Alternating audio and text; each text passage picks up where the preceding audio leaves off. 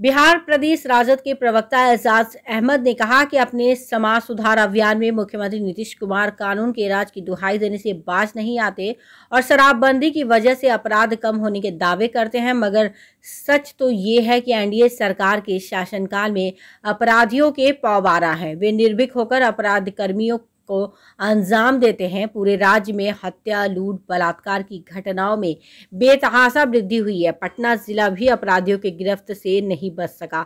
सबसे बड़ी डकैती की घटना से राजधानी तक महफूज नहीं है। क्या कुछ कहा राजद प्रवक्ता एजाज अहमद ने, आइए आपको सुनाते हैं। देखिए, बिहार में लॉ एंड ऑर्डर पूरी तरह समाप्त हो गया है। आज अपराधियों के रहम करम पर पूरे बिहार की जनता है। अपराधियों का पौबारा है और सरकार सिर्फ और सिर्फ शराब ढूंढवाने में पुलिस कर्मियों को लगाने का काम किया है।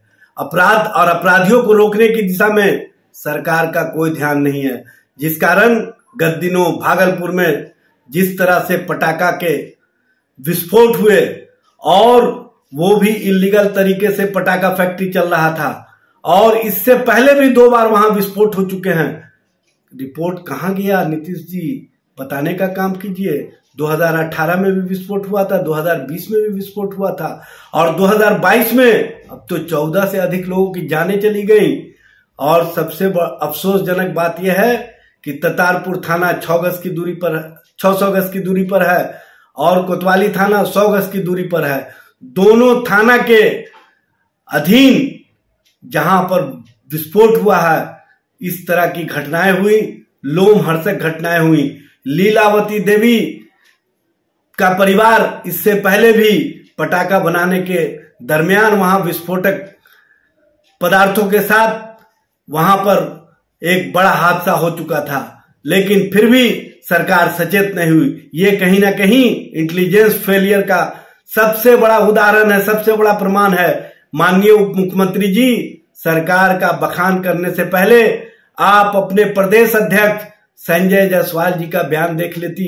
उन्होंने स्पष्ट रूप से कहा कि बिहार में अपराध और अपराधियों पर सरकार का ध्यान नहीं है, सिर्फ और सिर्फ शराब खोजने में ध्यान है।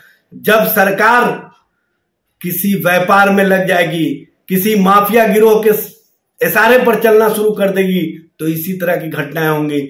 इस राज्य में बालू माफिया, शराब माफिया, बारूद माफिया, शिक्षा माफिया, इन माफियाओं के संरक्षण में सरकार चल रही है। इसलिए सरकार का इकबाल समाप्त हो चुका है। ना सरकार का लॉ चल रहा है, ना ऑर्डर चल रहा है। नीतीश जी, आप बिहार के मुख्यमंत्री के साथ साथ गृह मंत्री भी हैं और इस मामले में कहीं ना कहीं भारतीय जनता पार्टी और जनता दल यू दोनों लॉ एंड ऑर्डर फेल होने के मामले में, अपराध बढ़ने के मामले में दोषी है। इसलिए इस सरकार को अविलंब जाना होगा और जनता के हितों में सरकार को अविलंब इस्तीफा कर दे।